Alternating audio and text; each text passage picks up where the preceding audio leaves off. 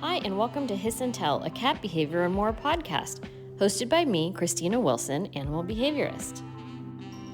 Before we lost Steve and Mimi, I had never even heard of a veterinary chaplain, and I didn't know that spiritual care was available for those of us going through the loss of a beloved animal. And so I'm really excited to share today's episode with you guys.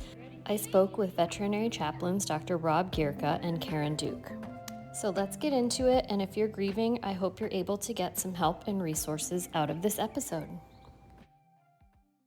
Hi, welcome to another episode of Hiss and Tell. I am your host, Christina Wilson, and with me today is Dr. Rob Gierka, the founder and president of PetChaplain.com, and Karen Duke, senior vice president of PetChaplain.com. Welcome, you guys. Thank you so much for being on the show today. I really appreciate having you here. Oh, thank you for having us. Thanks, Christina. So can you tell me a little bit about what it is that you do and what inspired you to become a veterinary chaplain? Well, I grew up in a big family, Catholic family, and we had a lot of pets. My mom was a pet person, and at one time I think we had 14 cats, including 3 litters of kittens, a couple of dogs, 2 rabbits, a bunch of gerbils, and that was the environment that I grew up in. Oh, and 10 kids, Oh, that yeah. too. Oh, wow. Did I say we were Catholic? Yes, very Catholic, yes. And, my mom loved animals. She was always putting food out to feed them, so we were getting more and more all the time. And so I learned to love animals, but also learned how it feels when you lose them. Yes. And it's very, very painful. And I've had a lot of experiences of losing pets and having to deal with the consequences. And so that got me interested early, at an early age, in the idea of compassion. So I have a story when I was about 14. Freddie's mom, she didn't have a name because she was feral. She got into our basement and had 2 kittens. One of them, Peanut. we named Peanut because she was a little yellow cat, and she was shaped like a peanut. You could hold her in your hand, And then there was Freddie. Freddie was pretty robust, and he took the food and ate, but Peanut wasn't. Peanut was always frail. But I kept trying to feed her, and so I would go, and she would sit by the fridge, right where the hot air came out at the bottom. Yeah. And I would pick her up and feed her whatever I could, a little piece of turkey or something. But one day I noticed she was wheezing, so we took her to the vet. My mom and I drove. Well, actually, I was older.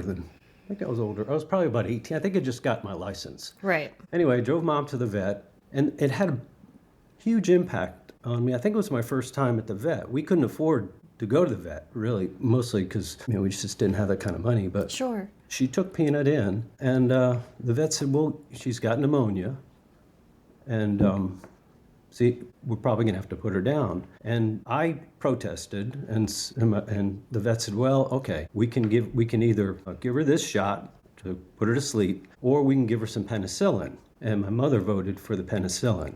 And I was very happy about that, because I thought we'd give her a chance. Yeah. Well, Peanut didn't make it. By the time we got her home, she was gone. I'm so sorry. And but that really touched me, because one, the vet gave us a choice, and I appreciated the vet. And my mom chose life, and in a compassionate response, and that made me think. And so that's kind of where it started. Me trying to think about what it feels like to lose animals and what we can do, as professionals, as pet owners or pet keepers, we like to say, to help. Thank you for sharing that. I can really see and hear how affected you still are. I am, and when I talk about these stories, I'm put back into that circumstance, and I know that grief lasts a long time. So, we work with each other in those moments to try to get through it. Yeah, absolutely. Thank you so much for sharing that. That was very touching. Karen, do you want to share what inspired you? I won't tell a sad story. Mine is more, I met Rob back in 2012, and we hit it off right away, and I was really intrigued by his work at that point. 2012, he had established founded Pet Chaplain in 2004, and I was just I'd always had animals in my life, grew up with animals like Rob did and like many of us did. And I was just really intrigued by it. And Rob had, and still is, facilitating a pet loss support group through the SPCA.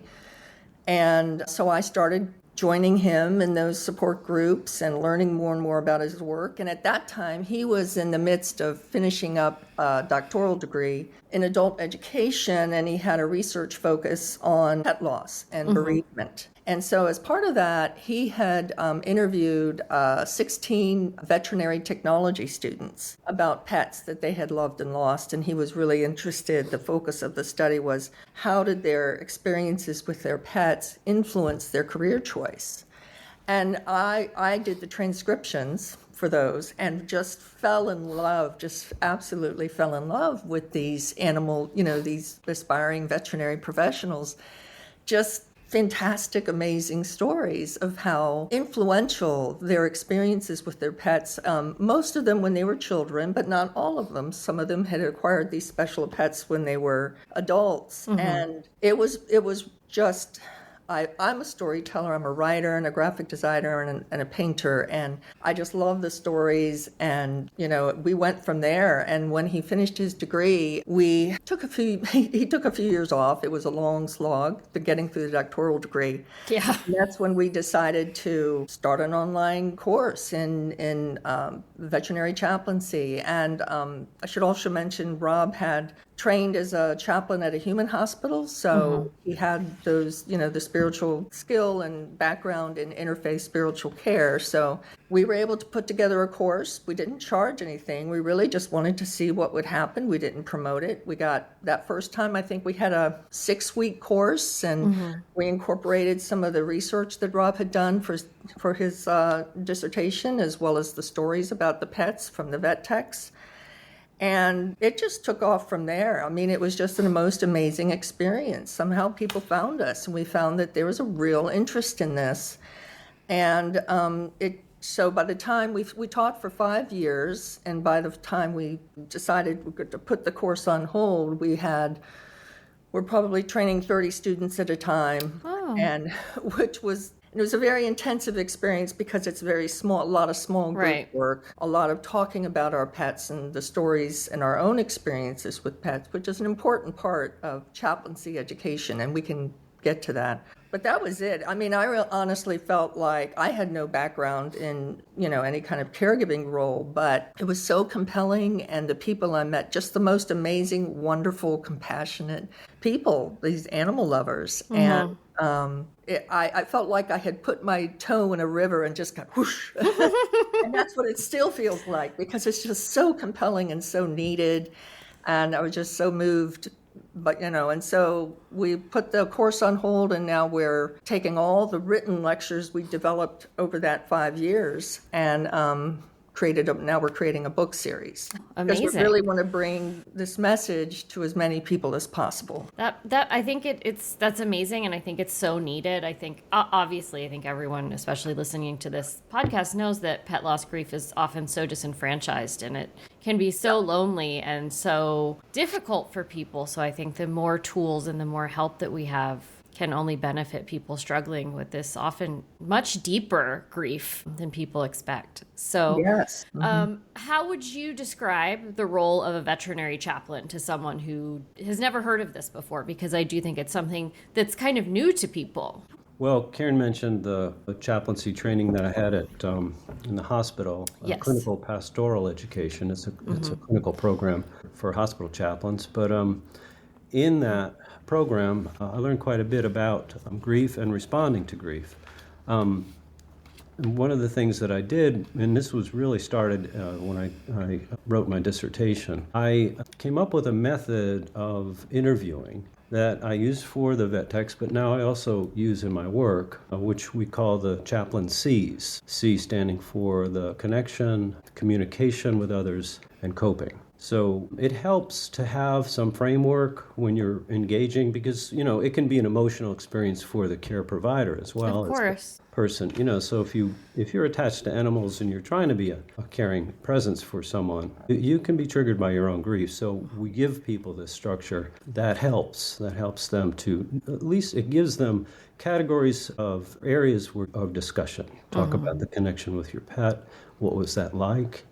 How wonderful was your animal exactly? Tell us more about that. And people will talk about their pet, and it's a wonderful thing. But then we try to probe in the social area, and we know that many of the issues that come up for a grieving person can spring from either a disconnect or a lack of connection with their social networks, or a reduced time in response. So Right. sometimes people, after 2 weeks, people find that others are less likely to ask them how they're doing. Yes. So we go there in the social, we talk about that, find out what's it like at church, what's it like at school, at work, at home, who's helping you, who's supporting you in this. And often we find that people are grieving alone. And then the last C of the structure is the coping. What helps? We ask what helps.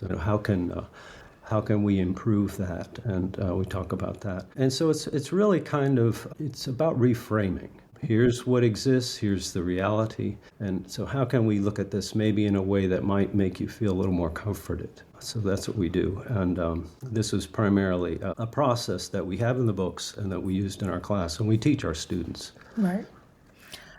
Yeah, and I will say too, on kind of a high level, like what do pet chaplains or veterinary chaplains do? So Right. what Rob mentioned with this storytelling method that you would use in, say, one-on-one conversations. If, say, you're in a busy veterinary hospital and somebody is just really struggling with, euthanizing their pet, and, very often you may not have very long to spend with them, maybe 15 to 30 minutes in a busy clinic. And so this method is actually based on kind of part of the crisis intervention techniques that people use in those situations. So that's one-on-one kind of conversation. But being spiritual caregivers, you also might get involved in creating rituals and memorials or eulogies for animals. So that's another important service. And I think we can talk more about that. It's so important to take that time to remember,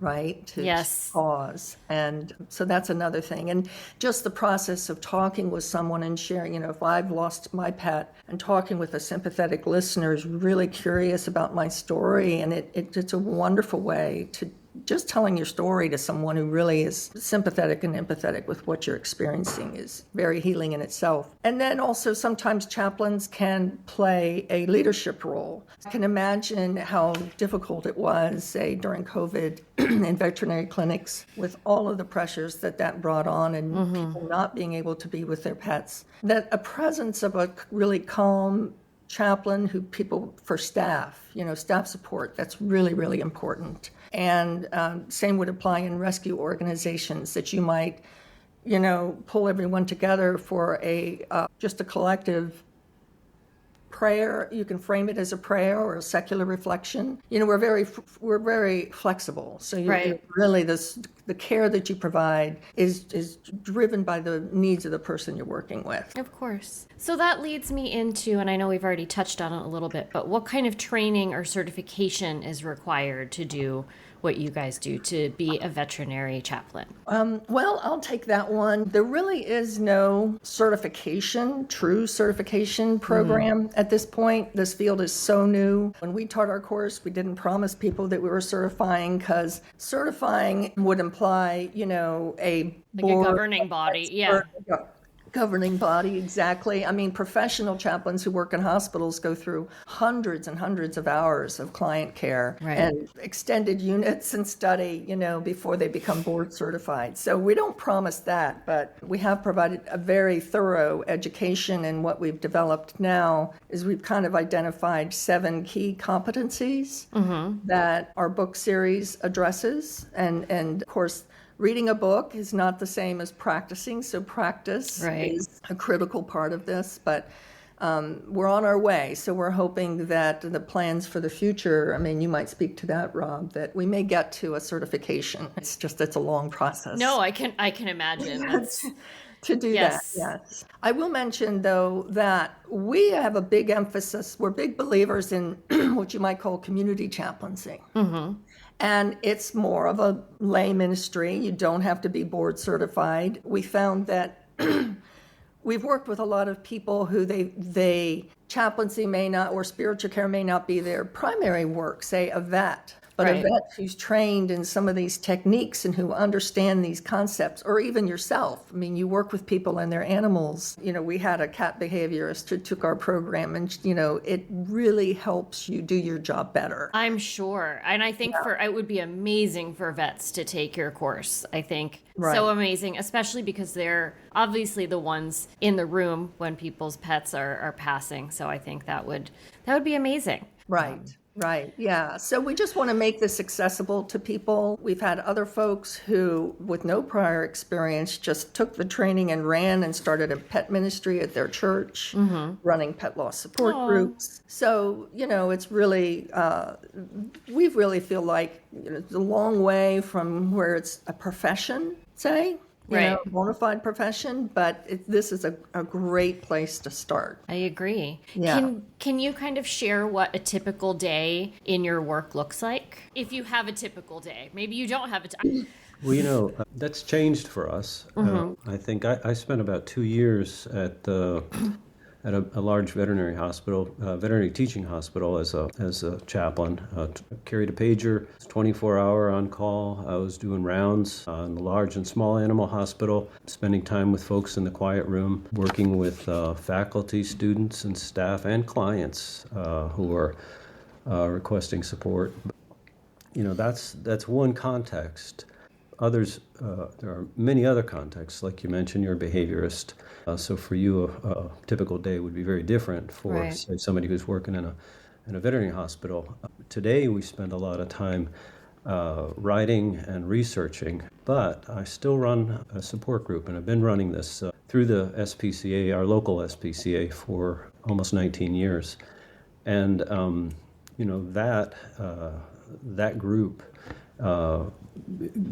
is a really useful place for people to come who just need a listening ear. Others who have had the same experience, I listen and try to get the story there. But for us, for now, it's our students who are really plugging in. And as Karen mentioned, many of them are using it in their practices and using it in their churches. I think one of our primary audiences, folks that we hope to reach, are people in churches who love animals and want to support other members of the church or other members of the community. So that would be a context that we're really trying to support, at least initially with this. Right. I think that's such a lovely idea. How do you provide emotional support to pet owners who are dealing with the illness or loss of their pets? Or since you guys are focusing a little bit differently, how would veterinary chaplains provide emotional support?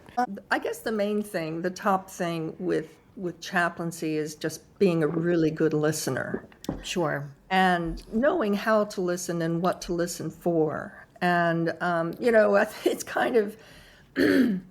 Chaplaincy is a different sort of practice. It's it's actually based on counseling techniques developed by a psychologist named Carl Rogers, and it's client focused. So it's very much driven by the needs of whoever the care seeker is.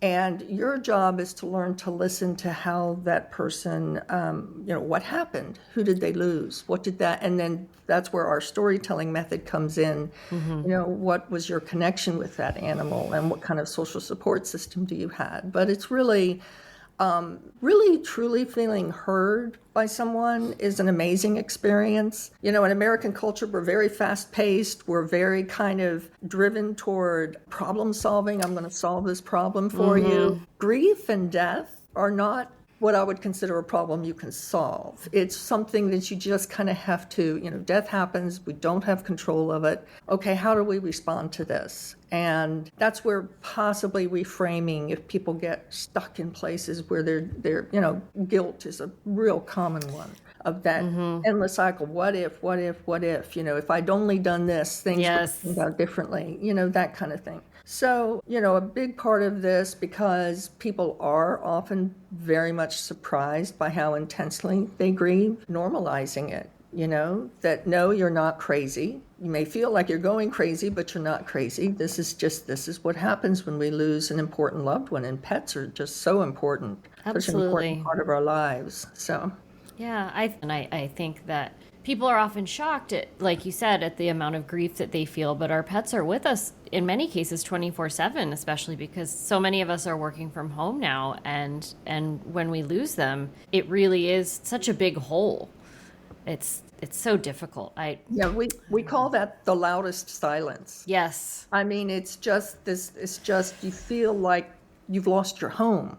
Yeah. And you're wandering in the wilderness. I mean, it's really a frightening experience, and feeling afraid that you're not going to be able to handle it. How am I going to go on? How am I going to rebuild my life? What does the future look like without this animal that I was then you mentioned, with you 24/7 and very often in your lap. Yes. With the physical aspect. And that's huge. It's huge. It is. It really is huge. But I lost my cat, Steve, who I considered my other half, whom even my wife knows. He was my other half. I had him for 14 years, and he was my true soulmate. And it's been like a year and some change now. And I think I'll struggle with it my entire life. I've tried so many things. Like, I've tried sound baths and meditations, and I went out west to the rocks to, be with things that are ancient and old. And it's been such an interesting journey of trying to still connect with him and find him in some kind of spiritual way.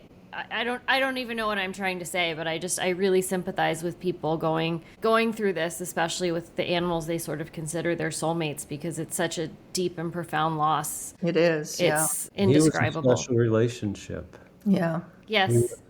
He really was my other half. Yeah, we reckon that's an important point to think about, is that, you can keep many, many pets, but every now and then one will come along that for whatever reason you just have this bond with. And we hear a lot of stories about that. And sometimes it's the duration, like that animal has been with me through so much and was always there for me when I was going through other really rough times in my life, and I could always count on that animal, or just this real sense of attunement that you can't really explain. And animals are amazing that way. So yeah, it is. And actually the title of our first book is Heart Animals, because that's the soulmate, the heart animals, where it feels like you've lost part of yourself. Yeah. And it's really hard. And I hear you when you're trying to somehow hold on to that connection and nurture that connection. And that is important. It's so weird. It's like when he was born in my house, when I was like fostering his mom, and it's like we just recognized each other immediately. It was just like that was it. So weird. I've never had a connection like that with any other soul. So anyway, this podcast is not about me. Can I ask you a question? Yes, of course. How is that special relationship you had relate to your work? It's funny. I was a fashion photographer for 20 years, and I was when, he was born in my studio. And it wasn't until 7 years ago or so, I was like, I don't want to be doing this anymore. And I had always been doing work with animals on the side as my way of giving back and, being of service. And so that's why he and his mom and siblings and everyone were in my studio. But then I reached a certain point in a certain age where I was like, I can't participate in this fashion world anymore, and I thought I'd really like my life to be more of service, and I realized I could go back to school, get my graduate degree in animal behavior, and start doing this full time. And because of Steve, he was very famous online because he used those speech buttons. I taught him during COVID. Oh wow! But he was extremely bossy. He was probably one of the smartest people I've ever met. So he learned immediately and was just very bossy. So he became very famous. And that really helped me be able to help more people, because he built this platform around, him. I was never in the videos, but it was very helpful to bring more awareness to behavior and to be able to launch this podcast and do all of these things. He was really like my partner in business also, weirdly, and my partner in outreach. And when we did other work with animals, he was welcoming to any animal that we brought into the house to do foster work. And he was just really the head of the family. So it's been tough for everybody in the house. Wow, that's amazing. What a story. Yeah. He was really the most amazing soul that I've ever met. So it's been very difficult for me to even just continue as a person without him. And your work honors him. That's what keeps me going. Yeah. It's been difficult. And that was the same sort of thing we heard, the stories that the vet techs shared, was that they were doing this to honor their pets and their pets' memories. It was the fuel that love they had, that extraordinary experience of connection kept them going. Right. Yeah. And it's really amazing how animals shape our lives. It is. It really is. And he really has created an amazing community that still is thriving. All his followers are still very robust and amazing, wonderful, supportive people that support our rescue work. So I'm so grateful for him. And all of his people are just the best people. So they're the people who listen to this podcast anyway. So all thanks to Steve. What are some rituals or ceremonies that you may or may not offer for pets who are ill or who have passed away? Are there any things you can share that might be helpful for people? I could start. Well, I do Zoom calls now for my support group, but prior to that, I was meeting in person at the SPCA. And they were so nice. They gave us a little room to meet in, and very nice weekly meeting. And a couple times a year, we would have a service just to celebrate the lives of our animals. And we would do it in this big atrium, beautiful setting there at the facility. And we would usually have about 20, 25, 30 people, and they would briefly introduce the pet to folks. Each would take a turn, and I always would pass out a little piece of paper, just a small scrap of paper and a pencil or pen to everyone, and ask them to write down a note to their pet. And it was either, I love you, do you forgive me, or just a nice little message. And one at a time, folks would take that up to the front of the room, and we had a candle there, a big candle in a bowl, and they would light the piece of paper and drop it in the bowl, and the smoke would go up, and it was a very physical, tangible way of making connection with your pet. And feeling as though you were communing with your animal. So that was a very helpful service. And we still recommend that to folks. And many of the people that come to my support group have tried that and used that. But there are other things that can help. A lot of folks enjoy prayer. Sometimes a secular reflection. There are a number of really good writers, and we're putting some of those resources in our books. So prayer can help, but one of the things that really can help a lot is journaling. If you just keep a daily journal and write down things that you think of, things you remember about your pet, things you want to say to them, you can write them down. And also building a shrine. A shrine is a very important part of the process of acknowledging that value and meaning that pet brought to your life. So, there are various different kinds of shrines you can build, but it's all very unique and special for every person and pet. So those are some of the things that we've come upon. You think of more? No, that's the only ritual I can think of. Well, there is another one. Now, we've never done this, but it might be kind of interesting to hear. This is actually from Japan, a big pet-loving country. Yeah. And it's Buddhist, typically Buddhist, but it has Shinto, which is kind of indigenous spiritual tradition, so it's tempered in that way. But there's a wonderful book called Bones of Contention by a religious studies scholar, Barbara Ambrose. And one of the rituals that they have is that when, say, a cremation, but the bones remain intact, and there's these large urns that they have, one by one, you might put family members or whoever's at the ceremony would take and put a bone in the urn. And the very last bone, it's interesting, the very last bone to go into the urn is the voice box, the voice. So it's just I just always found that really fascinating that would be the very last to go into the urn, is the idea of representing that animal's or that loved one's voice. Right. And they call that bone the Buddha bone. And the reason they call it the Buddha bone is if you set it up on the table, it looks like a sitting Buddha. So they really feel special about their animals. Yeah. And the Shinto shrines respect that and provide that service. I think the main thing is just to be creative. I mean, really, Right. there's not a lot of, formal traditions out there, so we're kind of creating them. Right. And you might find some tradition from another place that just you find personally appealing, and whatever's meaningful to you, that's the main thing. I mean, just make it a sacred moment. We have a story told to us by a vet who took our class.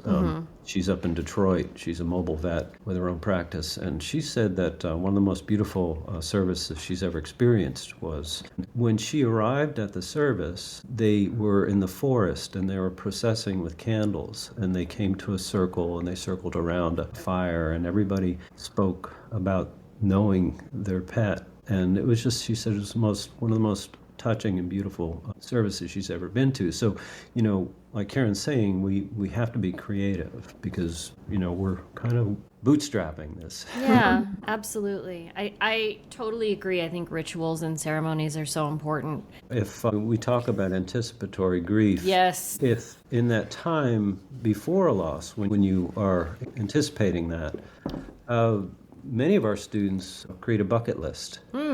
And will take their pet to places they know Yes. they love and do things with them they know Feed they're them going to favorite love. foods, Yeah. whatever it's going to be for that animal, and whatever health situation they Yeah. have that they can manage, just to try to create something. Yes.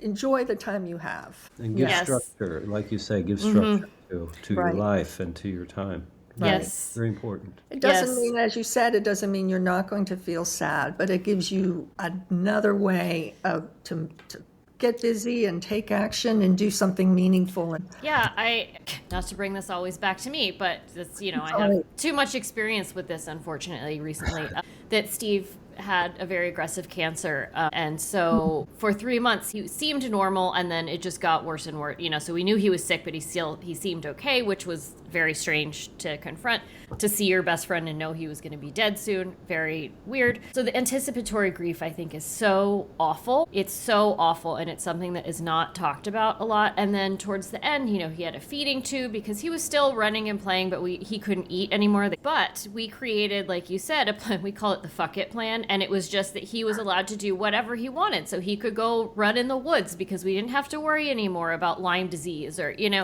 he could eat as many Doritos as he wanted and throw up, whatever he wanted to do. He loved to go for long walks. And so he, walk up to neighbors' houses because he was so confident. He thought every house was his house. And it was such a heavy, sad time, but it was also in many ways such a connecting, joyful time because we really focused so much on him. And the other cats also obviously knew he was ill. I'm sure that he smelled different. They could smell the cancer, I'm sure, and they were also surrounding him and hugging him all the time and really being there for him. And so there were so many beautiful moments that I think because we had the structure and we were like, what can we do for Steve today that's gonna be extra fun? It really did help what was a truly incredibly difficult time. Right.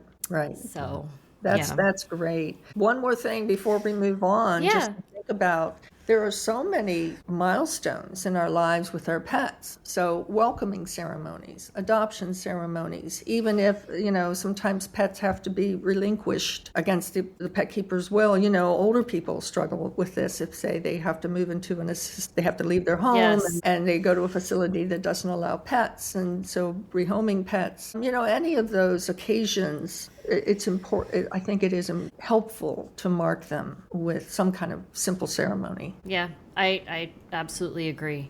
I think we should talk about Okay.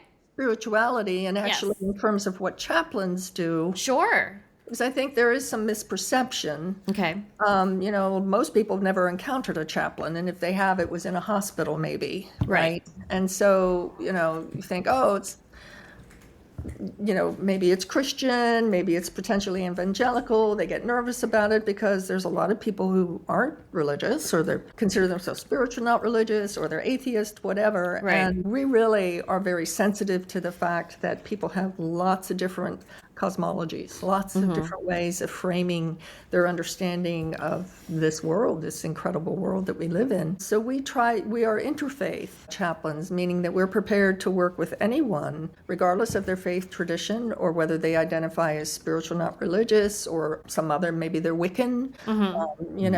That's really growing in popularity. A lot of the earth-focused spiritual traditions are kind of surging back sort of thing. Death raises a lot of questions for people. What happens to our pets when they've passed? What happens to them? Do you still feel your pet's presence? That's very common. That's where we think that chaplains have something special to offer, because we are open to a spiritual conversation. And it is a conversation.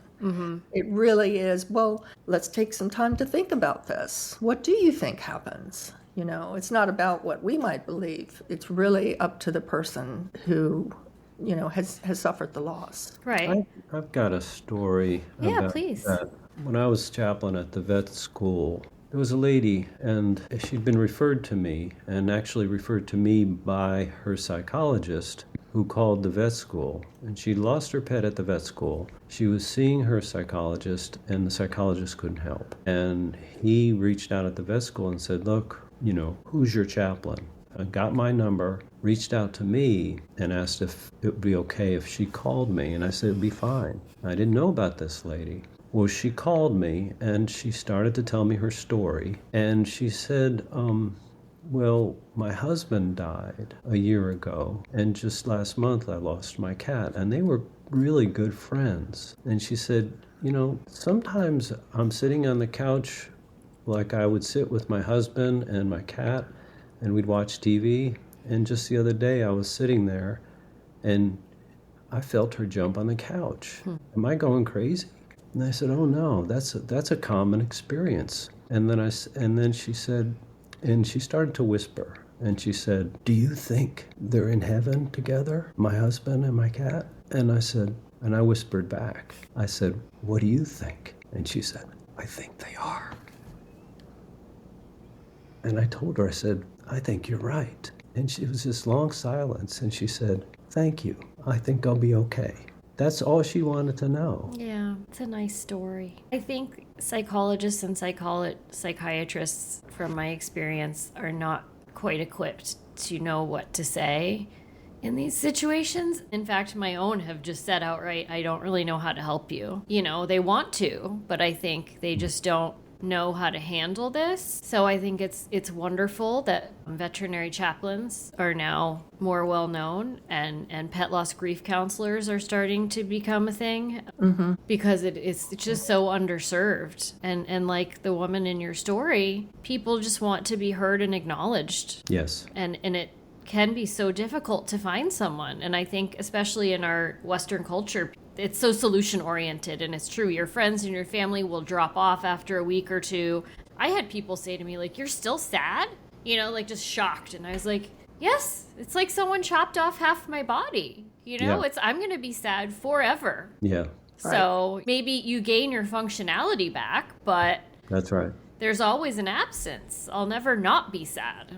That's right. Right. That's right. And so I think it's really great that there are more people here to help and to do that outreach. And I really appreciate you sharing that story. I think it's going to really resonate with a lot of people who are listening. And that kind of leads me to ask you, like, how you navigate the conversations about the afterlife of pets, especially if the pet owner holds certain religious or spiritual beliefs. Well, I guess really it's just having, in one of the books in our series, the one that's focused on practice, we do include a long section where we talk about teachings about animals in the mainstream faith traditions. And then we also include a similar discussion about alternative spiritual practices and atheism and cosmology and spiritual but not religious. So I think that, if you have a basic understanding of how these faith traditions frame what happens to living beings after the physical body is gone, really you can work with anybody. You may not be an expert in their spiritual beliefs, but you don't have to be, because they are. It's really a matter of opening the conversation, knowing how to ask those kind of questions that help them really look deep and think about it and really, articulate what they believe. And all of it is a matter of faith. There's there's no need to prove it, in our science-driven world. They're just two completely different things. And I'll mention, say, in Western society, in a Christian-based society, I think very often our religious lives are in, if assuming you're religious, maybe your religious life is one part of your life and your pets are another. I mean, there's just sadly, not a lot of discussion, in our churches about animals and our relationship with animals. And given the rise in pet keeping and the intense bonds that people are forming with their pets, I mean, they're family members, there are babies, there are soulmates, like you're saying. I think that maybe that's beginning to change, that there's a realization. Like, we get calls from ministers who, they haven't kept pets, they don't really understand it, but they're like, something's going on here. I mean, I have so many of my congregants, really grieving intensely for the animals, and I don't know, like your counselor, I don't know how to respond, right? We talk a lot about empathy. Like, empathy's the be-all, end-all, and certainly that's wonderful when you can truly empathize with someone's perspective. But we kind of argue that sympathy is more important, because you may not have really, beliefs about animals very widely in our society. Right. And, we talk about having two impulses, imagination and generosity. So I'm going to try to imagine what your experience is like, even if I haven't experienced it myself. And I'm going to be generous in terms of saying, well, I see that this is really important to you, and trying to operate from that, always from a position of compassion. Basically, if you can start there, you can't go wrong. Yeah, absolutely. How has working as a veterinary chaplain kind of impacted your own personal views on life and death and relationships with animals? If you want to get into all of that. I know it's like a really loaded question. That's a great question. Well, is that for me? Tell me everything. Well, it's transformed my life. Like I said, my mom was the pet keeper and the pet lover. And I've had pets in my life, and some I've loved very well. But doing this work and talking to so many people that love pets, love their animals, and have lost really special animals, it has changed my heart. It has given me a sense that we're all one. And some of the recent research, and I really respect your work, Christina, some of the recent research in animals is moving into this area of the umwelt. You understand the animal's perspective. And that's the biggest change for me, is that I've really started to tune in to what is good for this animal, and not so much from my perspective, from what they call an anthropocentric stance. What's good for them from their perspective. And that's a hard thing. And I've seen some of your work, and I'm very impressed with your ability to do that. And you have a real gift. Thank you. And so that's the thing I'm starting to notice. It's just really understanding and tuning in from that perspective, from the animals. Yeah. I'll add to that for myself personally, it's very much the same sort of thing. It's been a real awakening. I mean, I've always loved animals. They've been a part of my life. But to really understand, and with the research that we've done and the stories and all the people we talk with, they are essential to us. I mean, we're animals. Yep. We are. That's We're primates. Yes. I mean, we sometimes try to pretend that, there's just those animals and then there's us. And it's like, no, folks, we are animals. Yes. And I think when you realize that and embrace that, it's wonderful. And so even like we both are big nature lovers, and, and I'm a big gardener, and we live in an urban area, we're not surrounded by wild animals or anything other than squirrels and rabbits, birds and some snakes. But, it's like when a squirrel steals one of my tomatoes, I'm not thinking of that squirrel as, oh, that darn squirrel, is what it passed. I'm like, well, there's my neighbor's squirrel. And, there's plenty to share. And so it's really just this sense of, it's a shift of really thinking of my own animalness and my connection with all the life that's around me, that I think when we get all caught up in our very busy human lives that are just the human stuff that we have going on, you can kind of forget that. And I think that our pets can help us bridge that disconnect that we might feel from the natural world. And what a wonderful, wonderful thing. And so, yeah, it's really radically changed our lives. I mean, we could go on at length, too, about how contemplating death, not something we all necessarily want to talk to, but we spend a lot of time talking about it and thinking about it.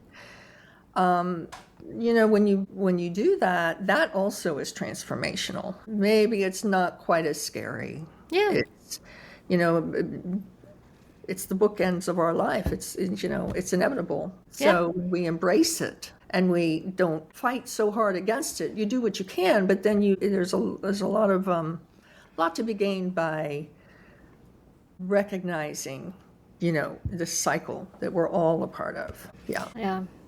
I agree. Absolutely. I think that it's, like you said, I think it's so important to just recognize that, like, oh, it's coming, and it's maybe not such a big deal, and it's something, everyone goes through it. Everyone has gone through it in the history of times. Well, it's a cultural thing to some extent. We hide death in our culture. Yes, we do. And everything's illness. Yeah. But even birth, everything is removed from the home now. Everything medical is removed from the home. And it's so strange that we just live this, like, very sanitized, bizarre life. Right. We don't even show old bodies on. No, it's really, it's bizarre, I think. And I think it's unhealthy. And, and as a consequence of that, it becomes this big fearful thing. Yeah. And it doesn't have to be. I agree. Well, here's a tip. This is an important aspect of grief and loss that we talk about in our book. And it comes out of recent psych literature. But thoughts of death do something subconscious to human beings. And we know this from the research. And what that does is it raises our anxiety. And we may not even know that we've had this trigger. Maybe we saw something on TV. Maybe somebody told us about something that happened to them. Maybe we had a scare. Our pet is going through some difficulty, and we have thoughts of death, and their death. But the animal is part of you. It's so close that when you're triggered by a serious illness by your pet, those thoughts come up. But you don't know that your anxiety has gone up. It just happens to you. And in our society, the way we react to that unconscious anxiety is we buy stuff. When the going gets tough, the tough go shopping. And that's true. And it's true because that's how we deal with anxiety. And you think about this for a minute. What if you're at the vet hospital and the vet tells you this bad news? The first thing that happens, unbeknownst to you, is you're highly anxious. And so knowing, as chaplains, we do as chaplains, that this is a very debilitating moment for a person, they're very likely to want to throw money at a problem. And so that's sometimes, what we recommend in those times, if you're talking to somebody and say, oh, I just got a bad diagnosis, what do? We take a person aside, and if we've learned through our study that if you just take 20 minutes and have a cup of coffee and just sit with somebody who's good at listening, that lowers your anxiety level. And that will help you make a better decision that's better for your pet and better for you. And so we don't talk about this detail to folks when we help them, about the research and all that stuff. Right. What we do is we take them for a cup of coffee And so, but we know that it gives them a better chance to make the decision for them and for their pet that serves both. That makes a lot of sense. That's very interesting and not really surprising, I think. So I want to ask you guys a few listener questions that we got. The first is, my soul cat passed too soon due to a misdiagnosis. I still harbor anger towards the vet. How can I let go? Yeah, that's a tough one. Anger and guilt. Yes. They're kind of two sides of the same coin, because guilt is anger directed at yourself. And those are very, very powerful emotions. They're important emotions. We should not deny and try to suppress those feelings. But, when it starts to kind of hang on and hang on and hang on and you can't let it go, you start to realize that you're really it just hurts you in the long run. Right. The vet, I don't know what the listener's interaction was with their vet, if they were met with a brick wall. I mean, it happens. We've heard stories like that of animals that missed diagnosis or surgery that was supposed to go smoothly and the animal passed, and, stories like that. And unfortunately, can be a problem because animals are property legally, and there's no recourse. Yeah. There really isn't. And that makes it hard, the injustice of it. And I hear the injustice of it, of not having anything that you can do to address this problem. But ultimately, that comes down to it. What can you do? So, I think writing a letter to the vet doesn't mean you have to send it. Talking with people, sharing your story, finding support, self-care. It's ultimately a self-compassion to try to forgive. Yeah. Well, I want to respond to the listener, too. Anger is one of the 5 stages that Elizabeth Kubler-Ross identified. Denial, anger, bargaining, depression, acceptance. Now, these are very good. It's a very good way of seeing really more of the initial reactions in a time of a loss. You get angry, you want to deny, but over time, and I want the listener to know that over time, things will get better. And what we know now from the literature is that there's another way of seeing this loss experience. It's called continuing bonds. The continuing bonds can be expressed in a number of ways, and this happens over time, but you might have dreams of your pet. You might dream a dream. You might create a shrine or memorial. You might actually, like the cat jumping on the couch, you might sense the cat in your home or around you in your presence. These are all what are called continuing bond expressions, or the expressions of this continuing love that you still have.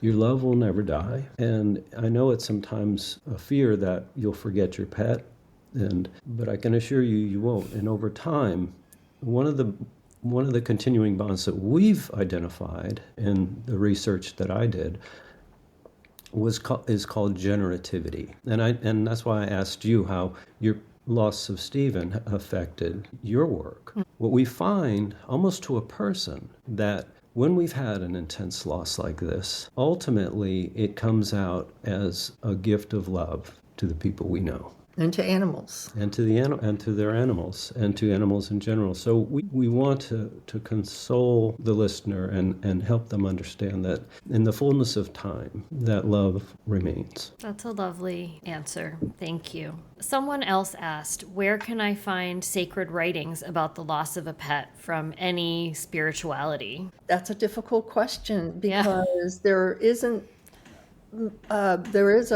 book I would recommend. It's a scholarly book. It's a scholarly work, but it is very thorough. It's called Animals and World Religions. Mm-hmm. And it's by a religious studies scholar, Lisa Kimmerer is her name. And that was really valuable for us as we were preparing our own book, which we hope to publish probably next summer or fall, where we kind of have a synopsis of sacred teachings about animals, in the world's mainstream faith traditions. But there's a lot of popular books out there. But common question is, will I see my animal again? Right. And so there's some really interesting works. One by Jack Wentz. One, Will I See My Dog in Heaven? He's a Franciscan Fryer. And then there's a website I would recommend called Creature Kind.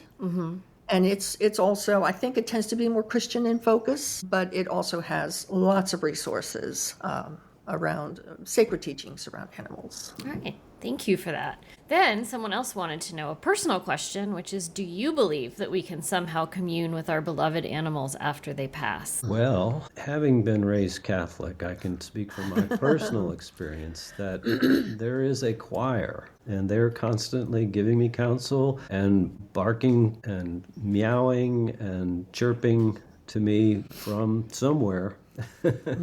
And I just personally think that the spirits of our loved ones do remain. I mean, that's just my personal experience and my personal belief. All right. Karen, do you have anything you want to add to that, or To that one? same? Same. Okay. Yeah. There's so much, things that happen that are just like, wow, really what is going on here? I mean, remarkable stories that it's like, how are you going to explain this? You just can't. From a reason, from logic doesn't explain it. So yeah, I think it's beautiful to embrace that idea. It's a beautiful thing. Life doesn't end with death. Yeah. And the last listener question was, how is best to honor our pets after we lose them? And I know we've talked about that a lot already. I don't know if there's anything that you want to add. Well, paying the love forward. Yeah. I mean, really, that's what it comes down to. Our animals just give us so much love, such gifts that they give us. And if we can find ways to pay that love forward and spread it around the world, it's a great to honor their spirits, their beautiful spirits, to make things better for people and for animals. So find what appeals to you. I mean, you're doing remarkable work, and I know that Steve and the love and the intense connection you had with him is a part of that, to help you continue doing this work. There's all kinds of ways. It may just be as simple as trying to be a more tolerant person.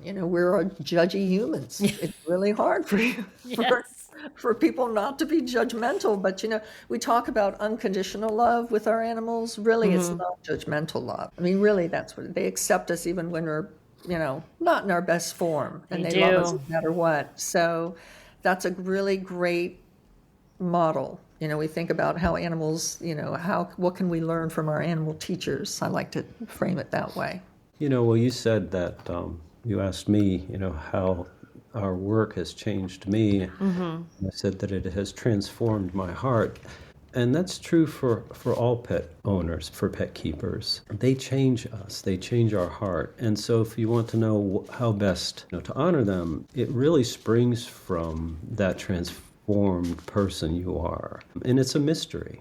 We don't know. I mean, who knows how it will play out in time, but I believe that the animal has something to say about that. And if we listen, we'll know. So for you, it came out in this special way that you're able to talk to people like us, But everybody's different and every experience is different. So I would just like to know what ends up happening with this listener. I would love to know the good and the lovely thing that happens in the world as a result of that love. Yeah, I think those are wonderful, wonderful answers. So how, if people want to contact you, if they want to work with you or other pet chaplains, how do people go about doing that? Well, our website is petchaplain.com. And right now, that really what's there is just some information on our book series. You can sign up to get an email when the book series is published. There's also information on there about the pet loss support group that Rob runs via Zoom. So that information is there as well. And we do have, if you feel like you really need to speak with someone one-on-one, we have some graduates of our program who are willing and able to talk with you. And, just reach out via our contact form and we'll get back to you, if you need a referral. Yeah. Right. And we just really hope that, with our book series, we're envisioning, you don't have to be interested in the practice of veterinary chaplaincy. That's just one of the books. Right. It really is what we consider kind of a spiritual journey. So we really ask, really engage people to reflect on their relationship with their animals and how those animals have changed their life. We look at the social experiences that we have and culturally in contemporary Western society. We cover a lot of ground. So it's really kind of a thorough way if you really want to, informing a book study group. That's another thing that we think these books will lend themselves to, because they all have questions in them asking you to think about, what we're offering here. So, Right. It's sparking conversation. That's really important. The more stories we can share with each other, the better. Agreed. All right. Well, I want to thank you both so much for talking with me today. I think this was so informative and really touching and helpful conversation. And I think the work you're both doing is so valuable and will help so many people and does help so many people. So I'm so grateful you took the time out of your day to speak with me so that we can get this information out to more people. Well, thank you, Christina. It's been a pleasure. It really Yes. has. And thank you for sharing your story. That's Of course, I'm always so happy to talk about Steve. He was the best, the best person in the world. So, I'm going to go have to find him on Instagram. you can. He's the Daily Steve B on Instagram. He's easy to find. So yeah, you can find him there. So I just want to thank you guys again so much for being on the podcast. And that's it. All right, have a you. great day. All right, thank you. Thanks for listening. As always, if you enjoyed the podcast, please go ahead and give us a rating and/or a review. We'd super appreciate it. You can find our social medias, Instagram and TikTok at Hiss and Tell Podcast. For cat behavior consultations, go to catitude-adjustment.com. Music provided by Cat Beats.